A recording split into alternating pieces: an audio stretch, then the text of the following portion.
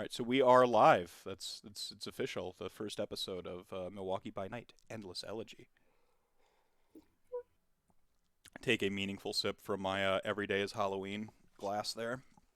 Um, so, uh, so we were off air. We were just talking a little bit. Welcome if you're joining the show. It's first time kicking off. I will be your storyteller here, guiding you through our world of darkness, our twisted version of an already twisted city of Milwaukee. I'm joined tonight by five fantastic players. I'm just going to kind of go around the screen here, let them introduce themselves and the characters that they're going to go ahead and play for us this evening, and then we're going to kind of jump into a little bit of backstory we've been discussing off stream regarding their sort of role in Milwaukee, because Milwaukee's a little bit unique even amongst Camarilla cities.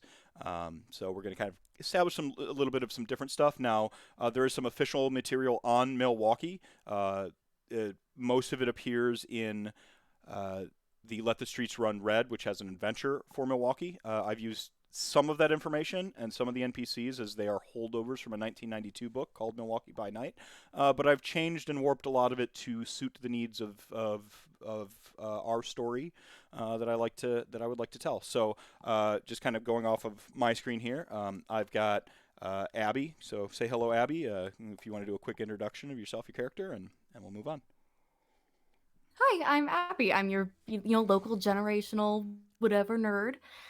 She, her, whatever you want to use, just say it with love. And I will be playing Pixie, also known as Pix, a particularly young neonate Nosferatu looking to, well, not cement herself in Milwaukee, but rather peel up all the dirty underbelly, find out what's really there, and whether or not this is of her own will or her sire's. I suppose we'll just have to see as we get into the stories that we're going to weave. There you go. And a Decker is as a city that is constantly under siege from werewolves. The Prince Decker is paranoid to say the least.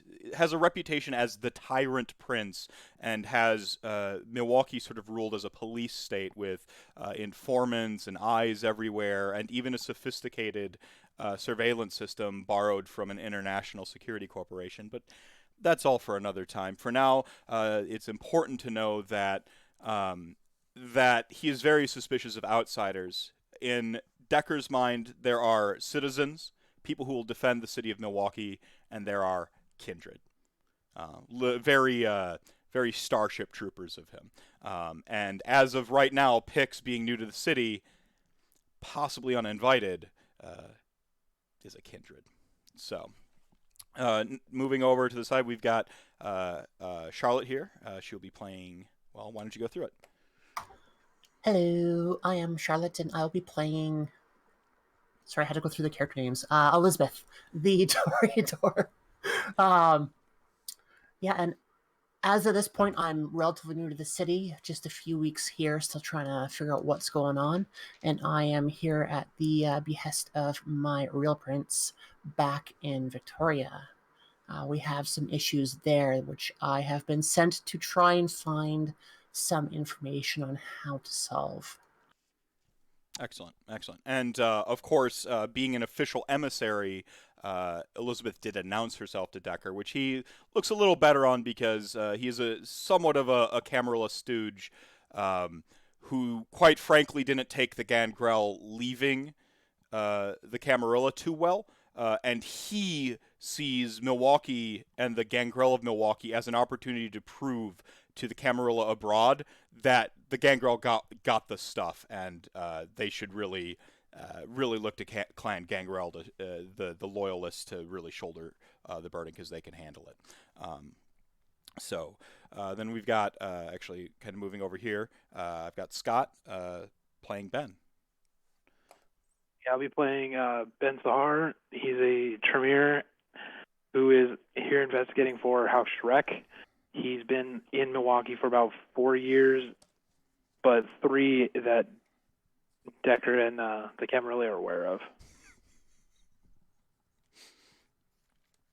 So he's currently using a cover with his club and doing business that the Camarilla may not be too happy with. So, to elaborate, Ben is one of the rare kindred who, through one means or another, actually has secured a bar in the city of Milwaukee. You want to kind of touch base on that a little bit, and I'll fill in some information regarding the unique situation here. The club he decided to take on was Club Anything because it was a very chameleon location that fits the name Club Anything. It caters to a wide variety of people, which allows him to be in contact with a large variety of people and it not be too suspicious. Right on. So, Milwaukee has something called the Tavern League of Wisconsin. It is the largest private lobbying group in the United States of its nature. It is essentially a association of Gein business owners that came out of the speakeasy businesses of Prohibition. They have a lot of muscle, a lot of sway, and a lot of power. Now, there's sort of two things going on here. One, the Camarilla in the city of Milwaukee frown on kindred monopolies.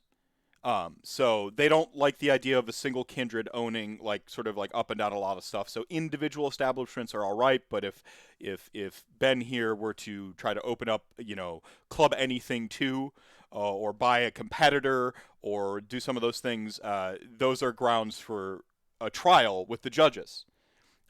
So this is frowned upon. Now, that being said, Prohibition went down a little bit differently for kindred society, and Al Capone, the former primogen, the former what was his clan?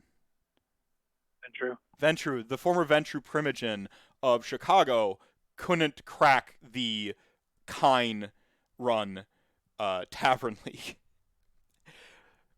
It is one of the few businesses where vampires have tried over the decades, over a century, and the brewing industry and the Tavern League, for whatever reason, the mortals that run it are just resistant. It's just one of the few places where the Gein truly do run the show, and any Camarilla in the city of Milwaukee has actually kind of learned to kind of work with them or stay out of their way. So it doesn't mean you have to just owning a tavern doesn't mean that you're part of the Tavern League, but it's if you're going to be part of this, as of yet, no kindred is known to be part of the Tavern League officially.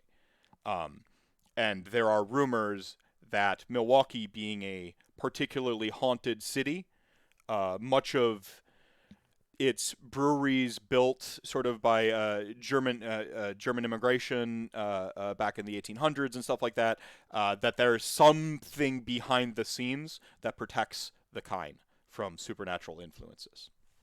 But that's all speculation, of course. Moving on, we have Sam, who will be playing Cass. Cass is a Malkavian. So he's kind of nuts. He has a hard time distinguishing between his dreams and his memories, his visions from the Malkavian web. He's been in Milwaukee for quite a while now,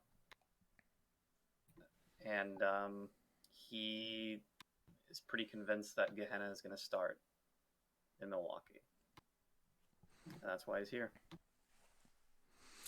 Yeah, so there was actually a unofficial prologue that was run for this, and Cass is the only character as a holdover from that prologue that took place in 1998. 1998, exactly 1 year prior to the Week of Nightmares, Anatole and Beckett both showed up in the city of Milwaukee looking for a text. There wasn't any real description on what that text is or may have been, and a Methuselah Malkavian, a sort of staple of the city of Milwaukee known as Jacob, was also known to sort of want that text. Now, Jacob has since disappeared from Milwaukee in the last 24 years. Perhaps the Beckoning took Jacob or went into torpor like many of the elders did. But Jacob was able to procure that text in that prologue before leaving Milwaukee in whatever means. So that was kind of note. And for Cass, some of the stuff that occurred that evening was confirmation that he was in the right place. Maybe not the right time, but the right place. The text also turned out to be transmutable. It could take any form.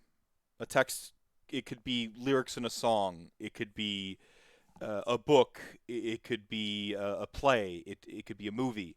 It's a text. It could be anything. And Cass gleaned but 2 sentences from this text when it was being transferred from Anatole and later to Jacob, and it has not done well for him in the last 20 years. So, he has proven useful to Prince Decker every now and then, especially in issues of Decker's not a believer in Gehenna. Werewolves are all the apocalypse he needs. Did everyone clap? No, all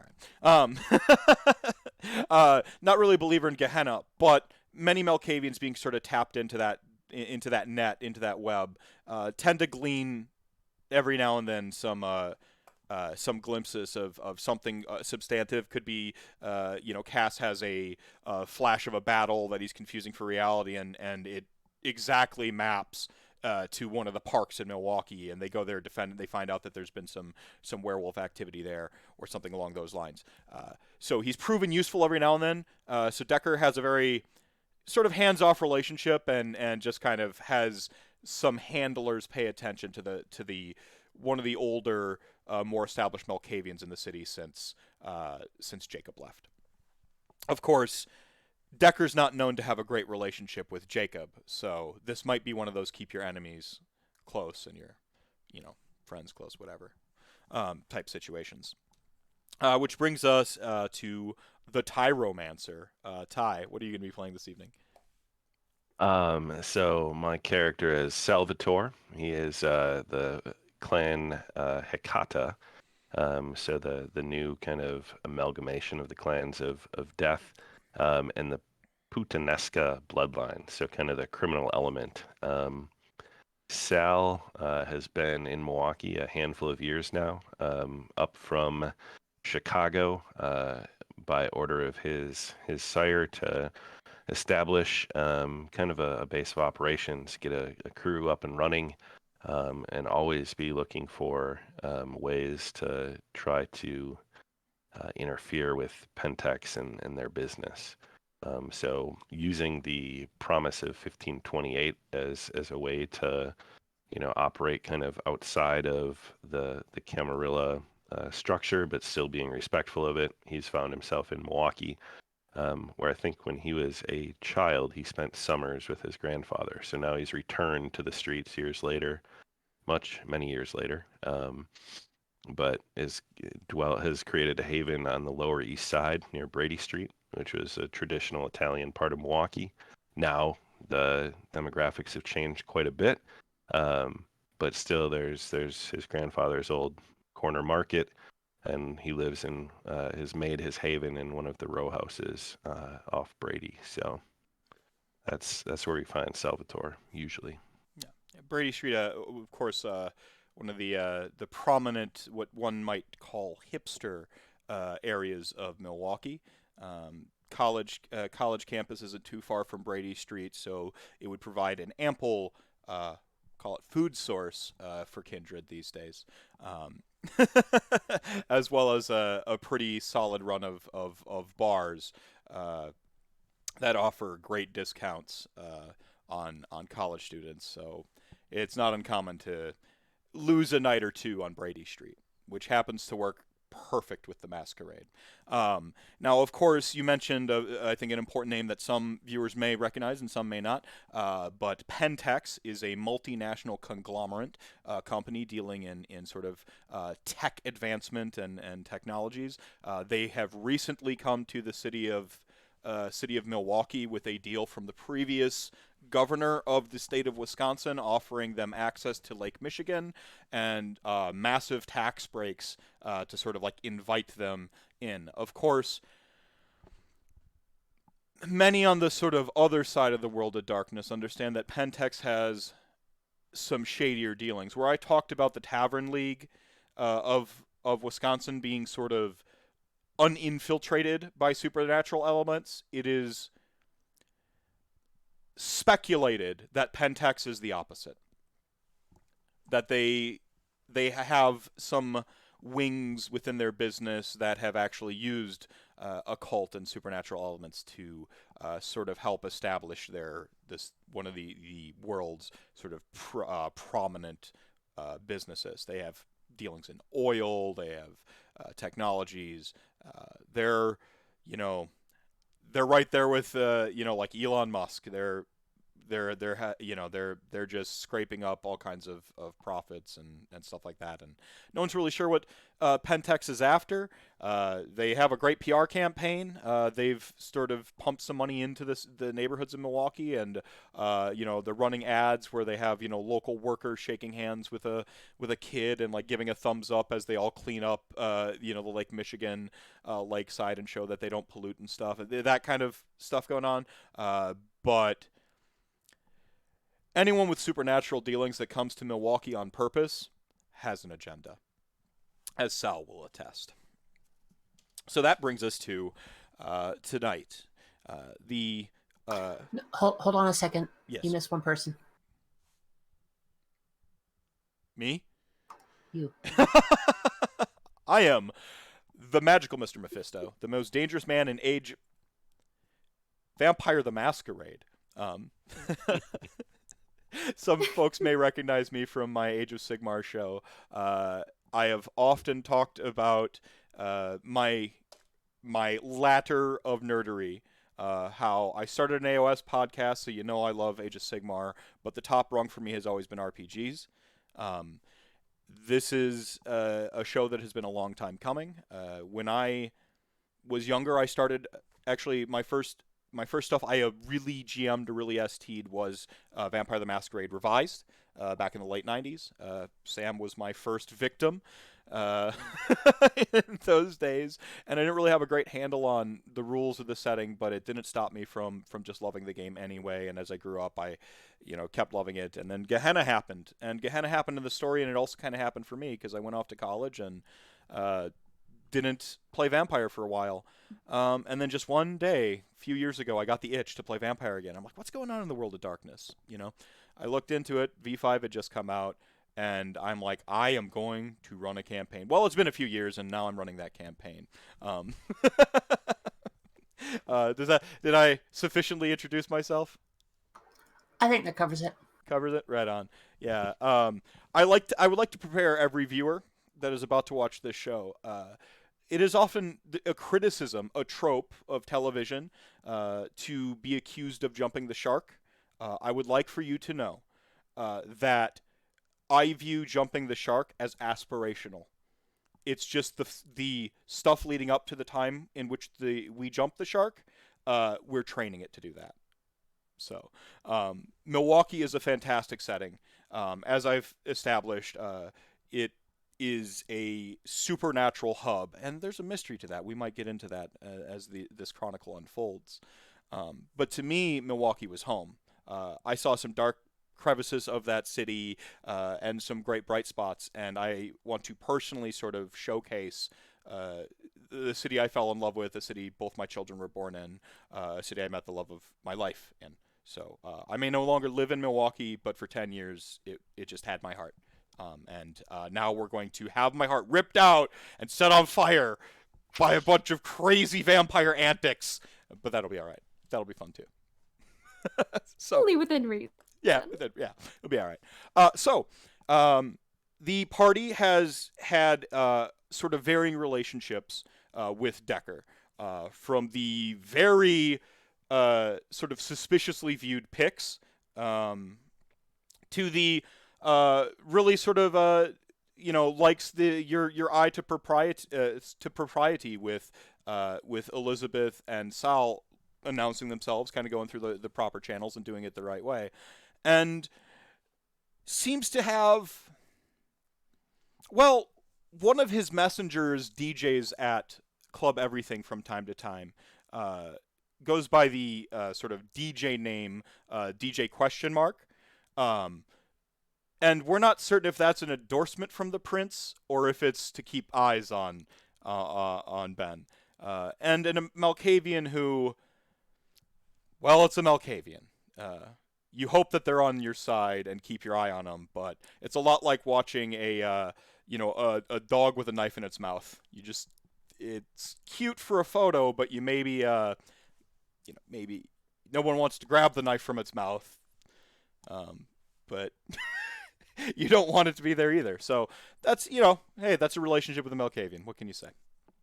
So Decker, sort of seeing an opportunity for these individuals who haven't really maybe pulled their weight or had an opportunity to prove themselves to the city of Milwaukee just yet, has summoned them all to Miller Park, the home of the Milwaukee Brewers, the greatest baseball team in America, really, if you think about it.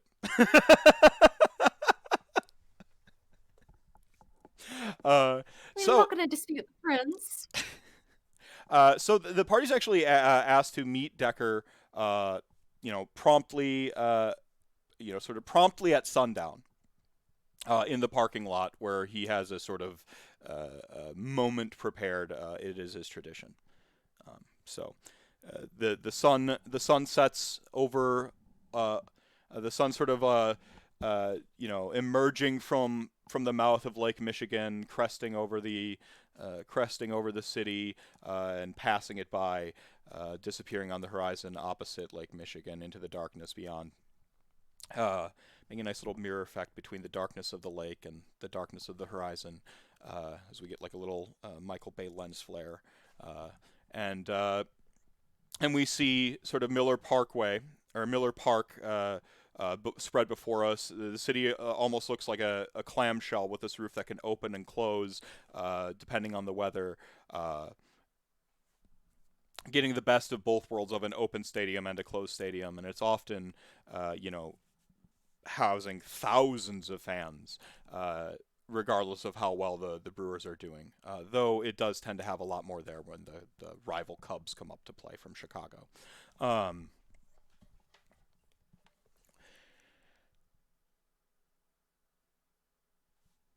So the party, I guess I'll ask how you get there. Now, there might be some complications with Nosferatu, but in 5th edition, Nosferatu are like being seen isn't in and of itself a masquerade breach.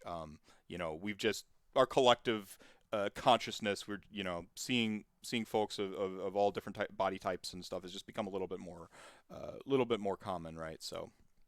But yeah, like how do you all travel? You all sort of receive the summons separately.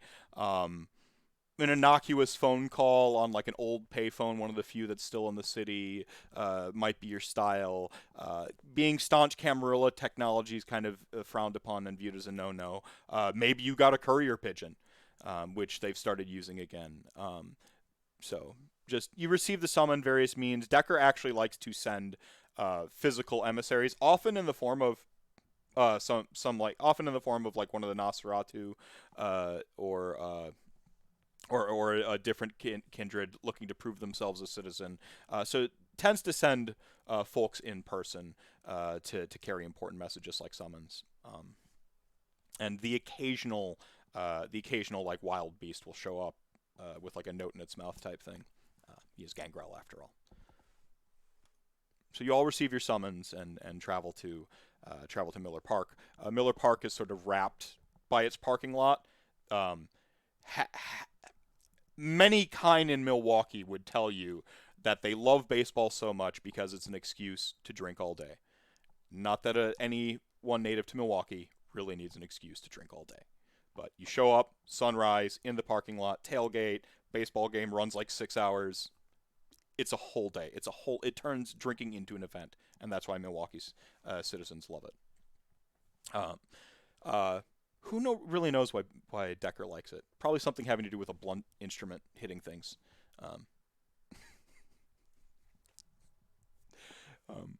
Yeah. All right. So you all arrive. I'd imagine you stagger in. If you want to describe how you transport yourself to the park, I'll start with with Abby, or you can just kind of move on to the next scene? Pixie's paranoid. And that's saying something considering the general state of Kindred. The moment she got that letter from Decker, it just, oh my god, I'm gonna get executed in front of everyone because I didn't announce myself properly. This was not a part of the plan. But once, the axes didn't come out, the torches and whatnot, she would call up one of her friends, or I guess you could call him a friend, but what would you call someone you pulled out of a gutter while they were overdosing? But her friend Francis, who normally delivers pizza, but tonight he is delivering her to the stadium. It's more of a, hey, I really need a favor thing. I don't have a car yet. Please just don't look at me too closely. I have a skin condition. Man, Francis, I hate driving around Miller Park during a Brewers game. Do you know, like, Milwaukee traffic can be bad, but it's the worst. But yeah, I understand. Like, everyone's first Brewers game is I remember mine. I got baseball tickets free filling up the gas tank. Actually, they were crap back then. You get baseball tickets buying a couple loaves of bread at Aldi's. But yeah, so he agrees. Drives you in. Charlotte. Oh, sorry, Elizabeth. How does Elizabeth travel? Toreadors tend to travel in style, don't they? Well, I mean, at the very least, I would have gotten an Uber or a cab from wherever I was staying, which I still have to figure out. So, a very stylish Uber drops you off. Like a black sedan. Only 5-star ratings on this driver. Only the best for one of Lucina's new favorite Toreador in town. How does Ben travel in style? Does Ben always travels in style, even though he kind of tends to dress more like goth rocker type style. It's always like really expensive versions. So like he's got this like half trench coat with like the cloth hood, and he's got the like custom like leather pants and the Chuck shoes and everything. And of course he's got the big fancy watch. And he drives to the stadium in a 1955 Ford F100 that's all custom, very much Expendables-esque. And of course he's got the windows down and he's just blasting loud music like Brand of Sacrifice, Lorna Shore, and all this stuff. He's not very shy when it comes to like people looking at him. Amazing. Sounds like a Tremere to me. How is Sal traveling? Does he hop a ride with Pops? Is Pops a Brewers fan? Yeah, he so Sal has a couple of guys that are either hanger-ons or old family associates that he's drummed up in Milwaukee, and he has one of them drive him to the ballpark. And he's usually wearing a suit, but he's forgone the jacket tonight. It's a white dress shirt and the black slacks, but overdressed for a baseball game. But Sal is not one for understanding social graces, so he gets a ride from, we'll call him Jimmy. Jimmy happens to be a Cubs fan, and he spends the car ride bashing the Milwaukee Brewers. Thinks that they're a minor team that drank their way into the National League. And Sal, being from Chicago, South Side, was a White Sox fan, so he tolerates the disparaging remarks and just kind of nods and chuckles here and there. What about Cass? Oh, Cass definitely walks. You don't want to let him drive. Cass walks. So Cass being so Abby, the pizza vehicle arrives. You want to describe your character kind of getting out, walking up to who must most assuredly be Decker. You see a like crescent of Harley Davidson motorcycles built in Milwaukee, born in Milwaukee, fanned out near one of the side sort of VIP entrances, with an assortment of like pickup trucks and crossovers and vehicles of all manner. People who either have great insurance or don't give a crap about their vehicle, because these athletes are getting so good they're just blasting baseballs out into the parking lot these days. Insurance rates have gone up since they built the stadium. Because broken windshields alone, so you see, you must no doubt be Decker. Decker's actually standing in the bed of a pretty swanky looking Woody classic pickup truck, classic Dodge, standing in there. He's currently holding a PBR 16-ounce tall boy, and has like a small crowd there sort of in front. And Pix, this has got to be the guy, right? This has got to be Decker. Describe Pix, maybe Pix strolling up, how she approaches this crowd. She sort of crawls out of the car. There's a visible anxiety. If she was still alive, she'd be shaking. She's this little 5-foot, pale as a ghost. Think of a Sphinx cat on 2 legs. Just these skin just stretched over bones and not slawing flesh, but it's somehow stretched both too tight and somehow too loose. She's got these big gray eyes. They're just looking around. When she finally settles on Decker, the terror is apparent. She's got a hoodie pulled over herself. Her little pointy ears are poking out of it somewhat, but she's hiding most of it behind, this really weak bleached hair that's been, as of late, dyed blue. Who knows, maybe team support. But she looks around and says, thanks for the ride, Princess. Hey, remember what I said about that clinic? Maybe try checking it out. And just sort of, get her guts together and walk up to the prince of the city she's infiltrated. Well, infiltrated is one word for meeting the prince, a mere 3 months in. Elizabeth, how does Elizabeth look like? How does she approach this crowd? You would see her stepping out of the black sedan that was rated 5 stars on Uber or whatever the local company is. She's tall. Like, she's above average tall, roughly about the 6'1" range. You see as she gets out, very striking red hair. It's kind of hard to tell whether it's natural in this light or not because it is dark. And I don't know if I caught it, but what time of the year is it? It is spring. This is actually spring training is going on right now, and spring in Milwaukee means that you could either get second winter at any point in time, or suddenly it's shorts weather. Asterisk, shorts weather is anything above 40 degrees.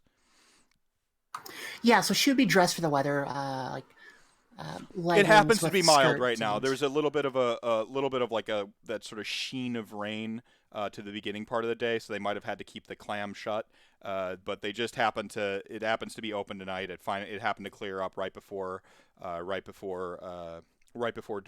dusk, and so the ground's a little mushy, but you can see little clutches of really resistant, stubborn ice and snow piles that refuse to melt, clinging to little corners of the parking lot and stuff. But otherwise, we might not get second winter this time in Milwaukee. It might actually be real spring. So. Yeah, so she's dressed for the weather, like leggings, skirt, leather jacket, boots, kind of dressed up to meet the prince, not just out at some club. And as she spots where he is standing in the back of the truck, she just starts to walk over to him. Excellent. Ben just pulls, skids into his parking place, gets out with a finger. How does Ben approach? Oh, he's very flamboyant and just shows up, and he goes, and you see him kind of look around. He goes, "Hey, everybody!" Jumps out of the car and just starts heading over there. A few folks who have been tailgating all day that you weren't even addressing shout back to you from elsewhere in the parking lot, "Hey, buddy! Go Brewers!" I'm gonna wave back and be like, "All right, sports ball, yeah." People are excited. We're getting drunk. All right, Sal, how's Sal approach? What's Sal look like? Yeah, Salvatore, pretty dark complexion, kind of olive. He clearly Italian, Mediterranean, and describes how he's dressed, and he walks up like he owns the place, pretty brusque. He's not one for etiquette and deference, which may rub Decker the wrong way, but that's just Salvatore. So strides up, doesn't doesn't bow, doesn't nod, but meets Decker's eyes and announces, he's here with that physical presence. He's relatively tall, probably 6 foot, and well, broad shouldered. Kind of has that bull in a china shop look. Right. So the party's sort of since filtered its way into the crowd, and you'll notice some sort of prominent figures, kind of like hand wave for now, and perhaps come back to later, sort of like nudging the crowd aside to allow you specifically to kind of get to the front of crowd in like near Decker. Like they seem to know who you are. You may not notice them. Like type thing. It just right now dressed in sort of like classic biker blacks. Leathers, t-shirts, pretty classically dressed, but the particularly like meaner looking ones who tend to stick out in the crowd, like sort of like almost operate like bouncers and kind of like disperse it and let y'all work your way through towards this figure up on the truck. On a noticeable delay, Cass comes walking up. You want to describe Cass? Cass is pretty ragged looking. He wears like faded and dirty camo pants, like an old army jacket. He doesn't make eye contact a lot, but when he does, it's pretty intense. So he just kind of saunters in, maybe muttering to himself a little bit. All right. And of course, you see Decker, as I described earlier, sort of perched in the back of the Woody, in the back of this classic Dodge pickup truck. Decker himself is a very tall, strongly built man. Sort of hints at a soldier's posture from an era that's long gone. He is very pale-skinned with jet black hair that sort of stays relatively like sort of tangled and matted from the sort of rigors and sweat of really never taking a day off from the war, save for the sort of inauguration of spring training here for his beloved Milwaukee Brewers. And even without a discipline activated, Decker emanates an air of leadership. You can tell that that this crowd that has gathered, random passers by, like they've just, whatever this guy's got going on, they want to be near it, right? And he basically, right as Cass sort of filters in, he hoists up his PBR, tall boy, the usual, and basically says, he's like, to the workers, the real soldiers of Milwaukee, who have battled for this city every day, making it home for all of us. He's like, let us never forget the crew that sacrificed themselves for us to build this great stadium for the heart of our city, the Milwaukee Brewers. And everyone's like, ah! And he dumps out the beer.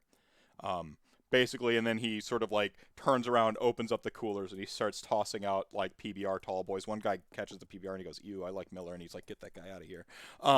And he keeps tossing beers to the crowd. And once they've gotten their sort of beer, and with a little sort of subtle posturing from the larger figures in the crowd, they start dispersing, and they hear an announcement about like which ticket gates are opening now, and they start to sort of disperse kind of naturally. And Decker just kind of like waits, and any beer he opens up, like he takes a quick pull from, and he like throws it to somebody, and he's just kind of like working the crowd as it's like dispersing and stuff.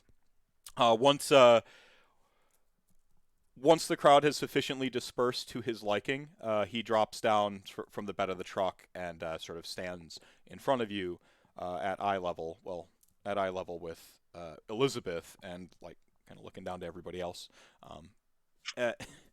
And he's like, he's like, you made it, excellent. He says, well, I don't want to talk business here, but anyone want a beer? And just kind of like gives a snort and just like grabs one and throws it at you. He's like, we're heading up to my booth. He says, we can talk business there. He says, and unless anyone makes any ambient conversation, the jovialness of Decker kind of slowly melts away. The practiced candor and presence and just from a sort of the habitual being in the spotlight melts away and fades to a little bit more stern and sort of like dour, intense presence. That same sort of air without a discipline that was emanating before now has a bit of an oppression to it. And with every step he gets away from the Kine, it melds away a little bit more until he's sort of at that natural state, and you realize I'm in the presence of a predator's predator. It's like going to the principal's office, but so much worse. The principal's going to stick the kids on you if you make one wrong move. So you've all heard about Decker's Law in some capacity by now. One of Decker's laws is that kindred gathering in a group greater than 9 are viewed as essentially as a mob, and they are to be dealt with accordingly. He relaxes his own law when it comes to specifically Brewers games, not Bucks games. He doesn't like basketball. So this is like kind of like the equivalent of like Carnival, like for the kindred of Milwaukee. This is they're just allowed this little bit of break, and Decker clearly sort of hangs on to this as some sort of anchor point, as some sort of like effigy for what he believes Milwaukee is, and what he fights for. And this is just sort of all ambient thoughts that maybe fragments of bounce around the party's collective heads as you sort of wind through the ramps that lead up to the VIP sort of section of Miller Park, where you have this nice sort of like glass room, essentially, or sort of 3/4 glass room, and then private bar and all the accoutrements you could imagine of someone who's living the Miller high life. Bad GM points. Come on. Nothing. Okay. It's going to be a long campaign. Well, as I'm following him, Andrew, I'm going to be basically like high-fiving people and like talking to people and like using presence in and out, like awe to like charm girls and stuff, and be like just talking to people as we're like walking by. So I've got this very like somber like entourage of people, and then I'm like out here like semi-socializing, and then like turning around and be like, oh, and trying to like catch back up. Yeah. And like handing people cards, being like club. Pixie would be looking at that with horror.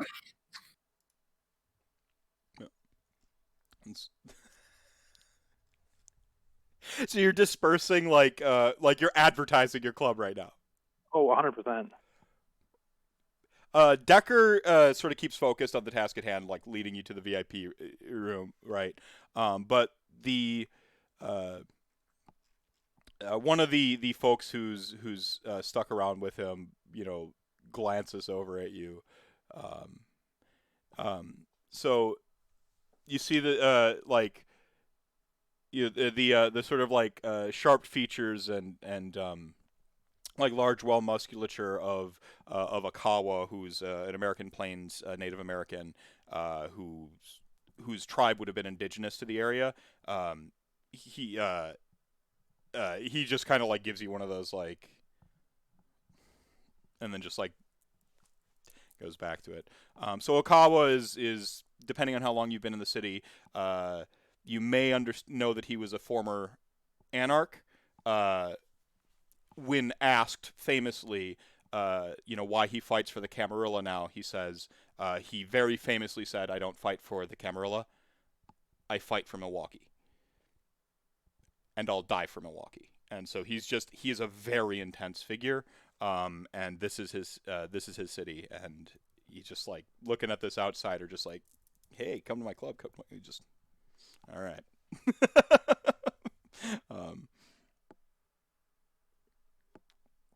So, how many? Yeah. How many individuals are with Decker? Is it clear, like? It's predominantly Akawa right now. He's Okay. sort of his main, I don't say muscle, but he's just the one of the people he trusts the most. Just because his loyalty. Decker doesn't see many people as loyal, per se, but he trusts Akawa's loyalty to Milwaukee, and that's as good as it gets for Decker's trust. For the most part, we all have our blind spots, right? So, but the established Bruja, who's got many, who's just basically been around for a while. There's one other person who's known to be in Decker's sort of like main circle, who's sort of the oldest member of his personal gang, the Anubi, but he usually doesn't do social. He's often out on some sort of secret ops or special type task, right? So yeah, there's you end up in the VIP room, the 3/4 glass chambers, and by this time the facade is like fully melted down, and you're just in the presence of this very intense person. His hair somehow looks more disheveled by the time you reach the room. His eyes look a little bit more wild, but also tired. And he doesn't so much stare at the party as he does past them, as he begins, sort of like addressing y'all, and he's like, "So many of you are either new to this city or have been here for a while, but all of you are unproven as citizens." He's like, "At some point in time, Milwaukee calls to all of us. It asks us all to do something for her. And it's your turn. It's nothing big. But this is a good way to, let's say, start your path towards citizenship. It shows me that you're at least willing to do something for Milwaukee, and that's the first step I ask any citizen to take here." He says, "You wouldn't want to be mere kindred in Milwaukee. And, of course, particularly disruptive kindred don't usually last." When he says that, I take a look over at Scott, or Ben, sorry.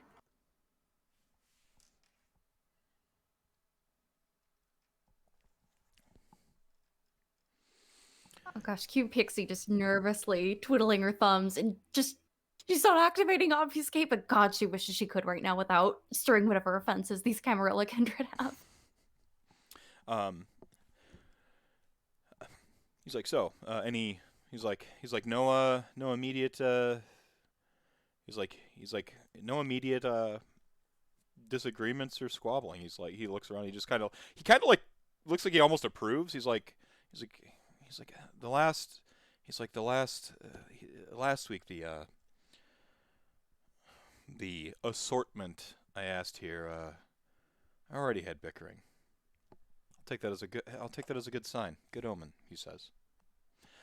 "Look, like I said, it's simple. I need you to go to the rave. There's a band coming into town, and rumor is the lead singer's a caitiff. She didn't announce herself, which, look, not all of us has." And he looks very specifically like sort of between Ben and Pix, just like he lingers on Ben for what seems like it might have been a year, and then like looks over to Pix. He's like, "Not all of you have, That's not enough to see the court. I'm not the tyrant they say I am. I'm not unreasonable. Not that anything's reasonable in war, he says. So, like I said, go there, find out if she's a caitiff or not. Be discreet. We don't just go around chopping up caitiffs, regardless of what my reputation says. Sal's eyebrow raises at be discreet. It's not his strong suit. Sir, Your Majesty, whatever. I'm sorry. I'm new to this whole thing. Decker is By- just fine. Decker. So, when you say be discreet, does that mean you don't want any blood on any hands? Let's just say Not that you you have to worry wash them. about me, Your Grace. Let's just say if blood ends up on your hands, you wash them before it makes it back to any kind. Right. Not Philip that you have to with a worry about smile. that from me. Oh, God. Look, I don't expect this to be that hard. It's go figure out if we've got a unannounced kindred caitiff in the city. I don't know if you know much about the Camarilla's laws wherever you came from. Was it Pixie? Pixie, Sir Decker. But Pix is fine. Whatever you prefer. As is your right. But I don't see that as a strike against you either. You got to give them a chance to. You got to give folks a chance to see that our way is the best way. The Camarilla way is the best way, and Milwaukee's way is even better. So, like I said, it's just a precaution. We've had issues before. Akawa just kind of snickers, like back. He's like 98. He says. Decker looks back at 98, and they just kind of shoot each other like a look and point.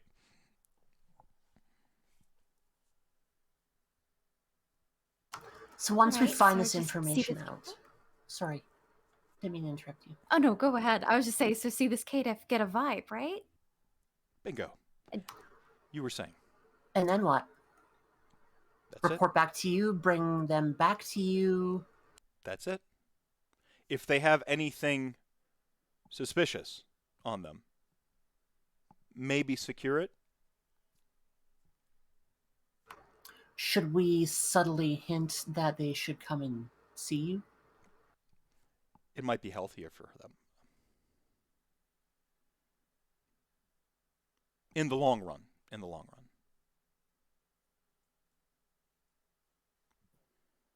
Seems like overkill in one songbird. The problem with famous people is they're famous. The problem with kindred who get famous is they're kindred who are famous. That's worked a handful of times for us. Or that's worked out a handful of times for us. Now, the Second Inquisition hasn't made it to our city yet, and I'd like to keep it that way. Hence, discretion, and don't just hurt the person. and don't just hurt her.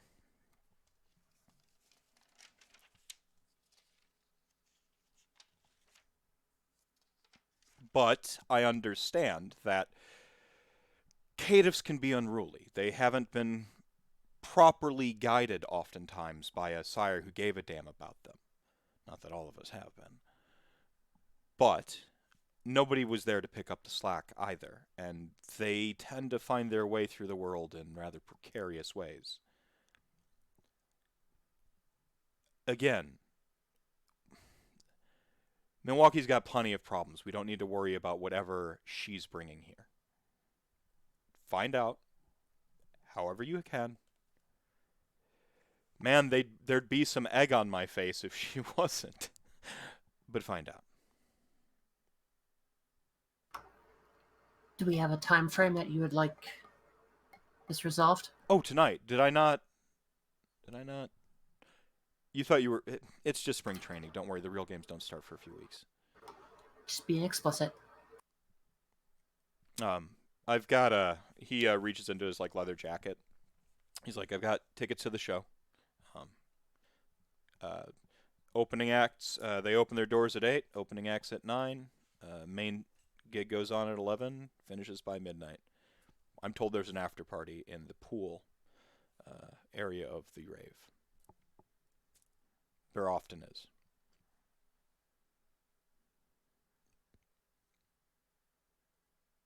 He just sort of fans the tickets in front of the party. I will walk up and grab them. This is the part where I'm told I'm supposed to ask any questions. He just kind of like sighs. He's like, I don't like the politics part of this job. If I could, I would just be fighting all the time, but you don't fight wars by fighting all the time. Paradoxically. And security at this rave venue. Mostly any payrolls. Mostly kind, quite frankly. So I don't expect it to be too much trouble, even to some unproven kindred, he says, such as yourselves. But again, yeah. But again, if she's here, if she is kindred unannounced, who, again, sometimes there's other people looking for folks such as herself. So, again, discretion.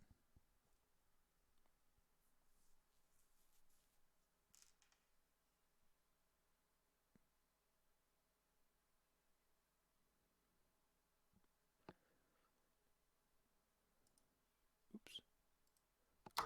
No. I'll take a look at the other four and kind of make eye contact just to kind of see if I can gauge their, I guess, thoughts on all this. Oh gosh, considering that Elizabeth has a foot on Pixie, there is a bit of trepidation. She's got the tickets, but she's gonna just slowly inch forward and just. I can get mine if that's. Oh yeah, Pixie, by the way. Nice to meet you. Hey, Elizabeth, nice to meet you as well. And then I'll take one and hand it to her. It's at this point like questions. We're good. Okay, cool. I have to go see to something. I'll be back in a little bit. The night is young. He like looks at his wrist. There's no watch there. You've got a couple hours. Hang out, watch some baseball. If you must, just again, their show doesn't go on. Your best access might actually be the after party at midnight. So, as long as you talk to her this evening.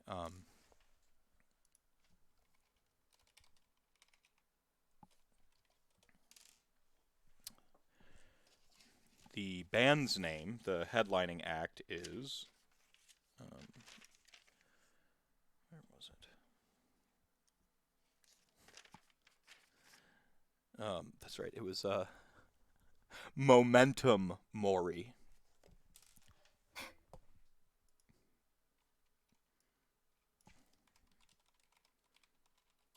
Salvatore will kind of just reach out for a ticket, and if body language says anything to Elizabeth, it's that Sal doesn't really understand the word discretion. There's nothing subtle about this man.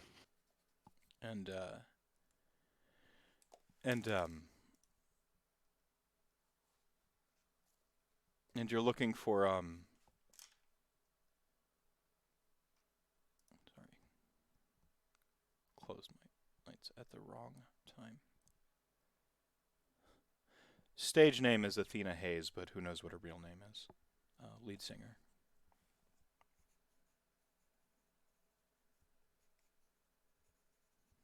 Athena Hayes, Momentum Mori. So he sort of steps out the room to let you sort of discuss amongst yourselves. You've all got the tickets. Anyone with like streetwise performance, you can maybe roll to see if you're like in the rock scene. You know any type of like intelligence or type skill you might find appropriate. You could roll to see if you've maybe heard of the band, know a little bit about them. I can roll. I have 3. Oh, I.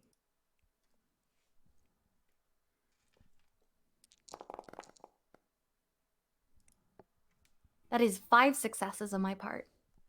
You might not only know a little bit about Momentum Mori, but you might be a fan. Like, they're your exact Zoomer, like, weird, whatever y'all are listening to these days. Like, dance goth. No.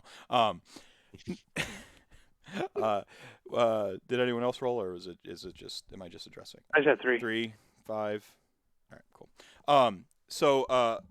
Pix, whether your character is a fan or not, you have a fan's level of knowledge, right? So maybe you just like. Oh yeah, Francis is huge fan. I stole a few posters from him a while back. Yeah, there you go.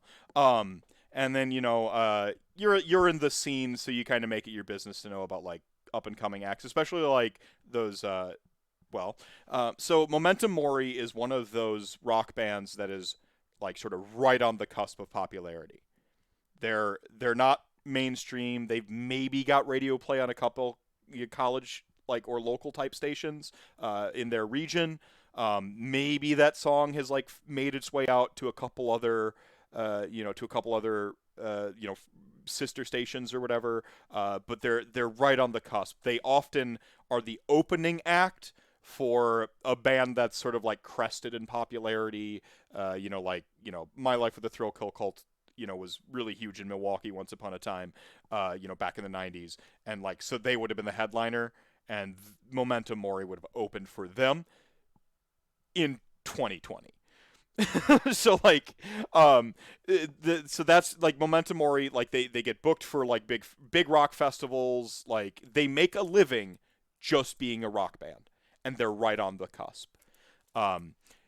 So you've heard of Momentum Mori. You know that they've kind of got like a Lacuna Coil, like Evanescence, like Nightwish kind of vibe to them, like operatic sort of vocals, industrial sounds, like a couple peppier tunes. But since they are in that sort of like rough, like the rough sort of like to rock side of things, they haven't really seemed to strike any form of popularity. The additional fan knowledge would be that their lead singer is new. She just joined the band last year, and that's where their surge of popularity began. They just now started being the headliners within the last year. Prior to that, again, middling opening acts for bands that have already kind of crested that, that your dad goes to, your mom goes, like your parents' music that they loved when they were kids, and now they can get cheap tickets to go. Like, remember when they were awesome? They've kind of leapfrogged that now. They're starting to headline like real gigs. They're starting to be featured in like they're on the main stages of festival shows now. Milwaukee itself happens to be home to the largest music festival in North America, possibly the world, trademark, called Summerfest, where they have several stages and 2 arenas that they basically sell out. You go there and you listen to rock and or roll for 10 straight days over the 4th of July weekend, along with like hip hop, rap, like huge bands, Ministry, Nelly, Carrie Underwood. Like they've had big popular acts. Just they always like, and then a lot of like sort of nostalgia bands. Like they like this the rave, as far as Milwaukee goes, is sort of like a proving grounds. It is a kind of like the mecca of underground music. A lot of bands get their starts there and then go on to national success, and they'll keep coming back even after they're internationally successful. That's the rave. It is again, it's this sort of unique like hallmark of Milwaukee, where like these bands will get huge that play, basically garage bands will play the rave, they'll get huge, and when they're huge, they still come back. If you were to believe in conspiracy or whatever, this might be that springboard, Momentum Mori, that really sort of helps them break the inertia, that really helps them accelerate, that really builds momentum for them, if the legends are true about the rave. Precisely. And Pixie would relay this information and started with a pained grin, which reveals all her. If you've ever seen a vampire bat's teeth, it's like that, but just a mangled, horrible, yellowed mess.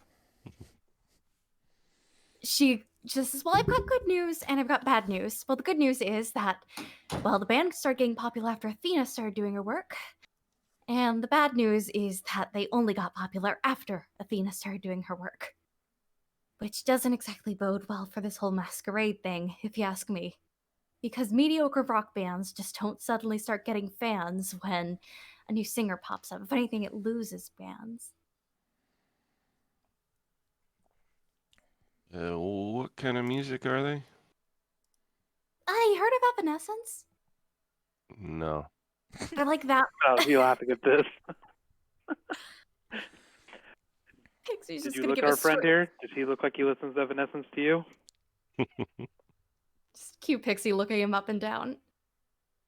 It's like if a bunch of goths gathered in a garage and started playing music about their feelings. Does that make it more obvious? Noise. It's rock music. It's rock music with a girl singer. Mm. Yikes. Not Well, a fan you're of gonna hear- music, are ya? I don't listen to much if it's not jazz or blues. Sinatra. I mean, we're gonna Of course you experience do. something new tonight, at least. Of course you listen to Sinatra. He's got an offer you can't refuse. You gonna do that too? We go talk to this girl? Come on, Sounds man. like it. I'm just there to look mean. You're doing a bang-up job so far. So how do we get to this place? Well, I can drive. I seen you pull into the parking lot. Are you sure about that? It was loud. It didn't I wasn't driving like this. Side glance at the walking person.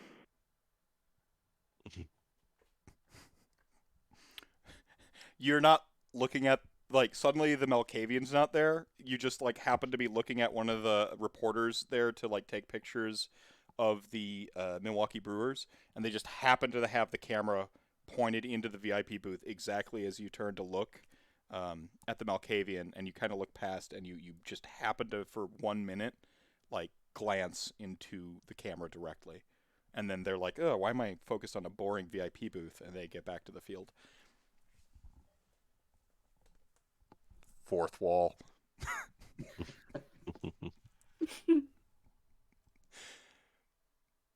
So, yeah. So apparently, Ben has offered to drive, and y'all have like introduced yourselves, names, that sort of thing, like, or just, oh sure, tickets, let's go. Yeah, I imagine as we were walking, or in this, Salvatore would have introduced himself to those that were either new arrivals. He's probably familiar with Ben, who's been here a while, in some capacity, maybe Cass, but I don't know what kind of circles we all move about within the city. All right. So Ben's got a sort of redone, pickup truck, right? So there's should be plenty of space. If someone rides in the box, I suppose. No. You can shove Pixie in there. I'll be fine.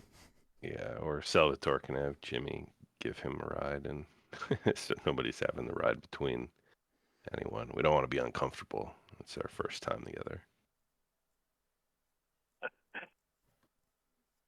So you get a Cass ride will with ride- Jimmy. Go ahead. Sorry, Cass. Cass will ride in the bed of the truck. As will Pixie. Francis got delivery routes tonight. So you're kind of like discussing and like leaving. Akawa just sort of like, who's just kind of been there silently monitoring, sort of like sort of like leans over and he's, be careful at the rave. it's not as safe as it used to be.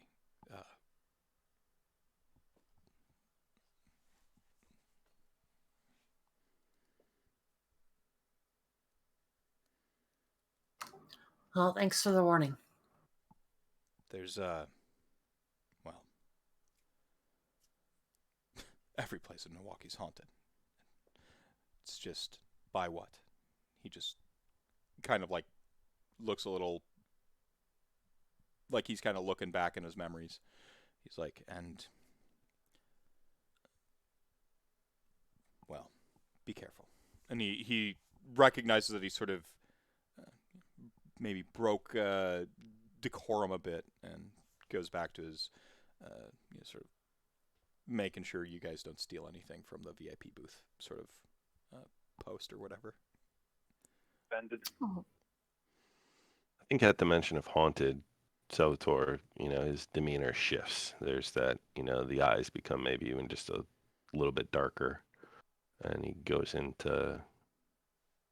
It's not fright or scared, but it's kind of like you see a bit of that predator come to the surface. Right.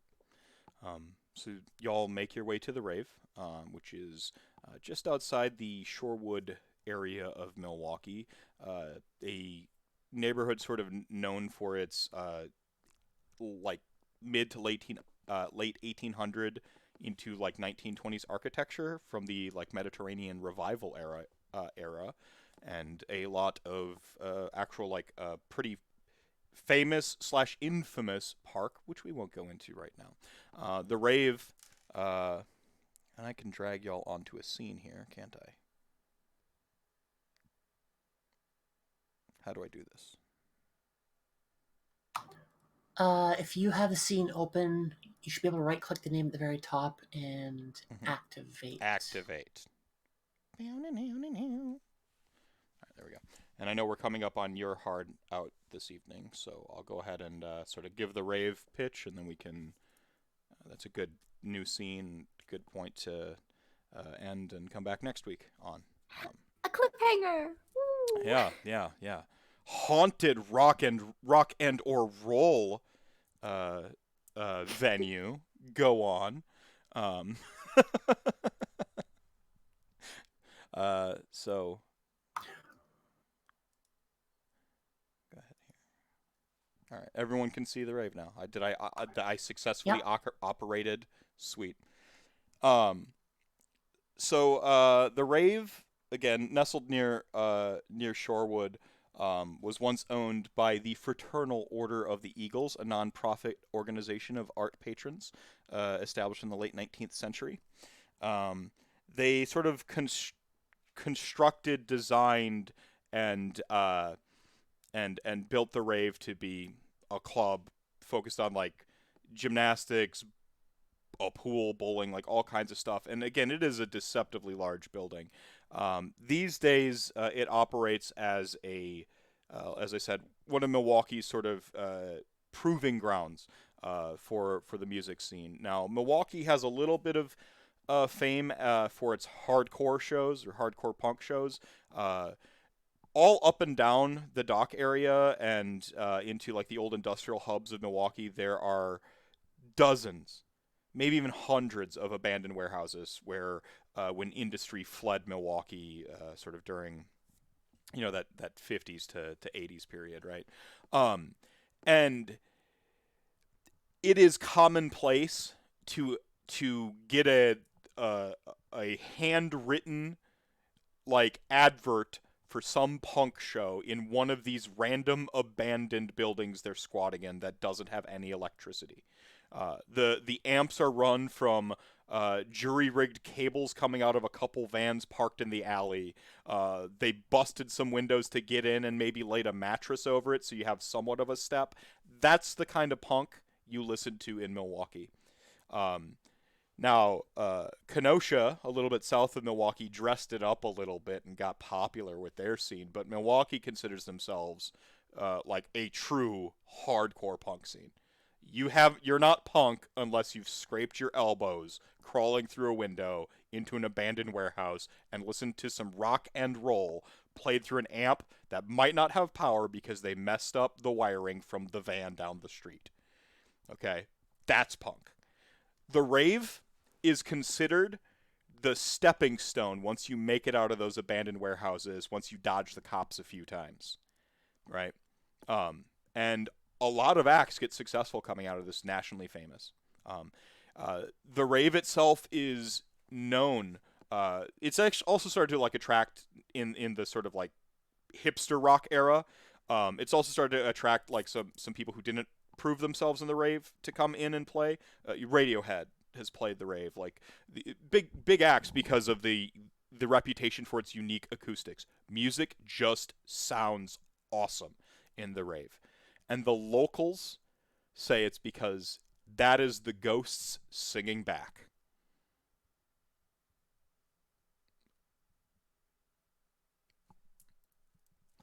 A building you now see before you.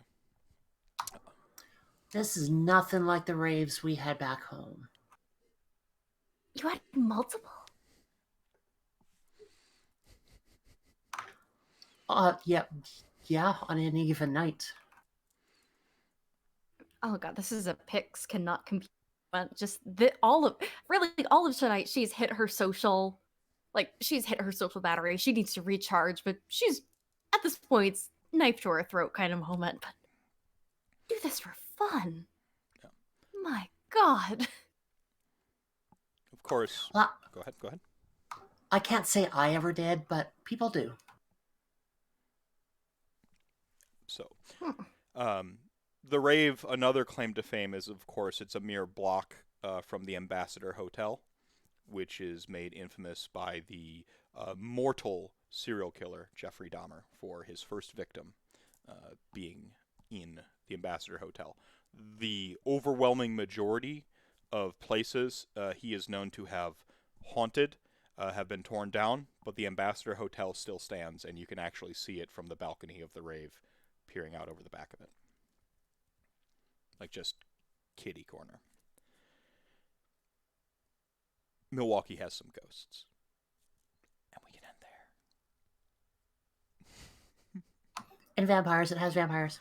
Oh yeah, no, it totally has vampires too. Like 50 or so of them, but way more ghosts. Maybe a furry or two. couple dozen werewolves, you know, it's aight. You'll be fine. I can't wait to see where this goes. Don't worry, everyone. We're getting to the werewolves, but I gotta set why Milwaukee. You know, I feel like that's a very you know, you always ask the question when you start a story, why now and why here, right? So, hopefully, I've at least asked that question and tantalized it enough for y'all to tune in next week at 8:30 this time, Central.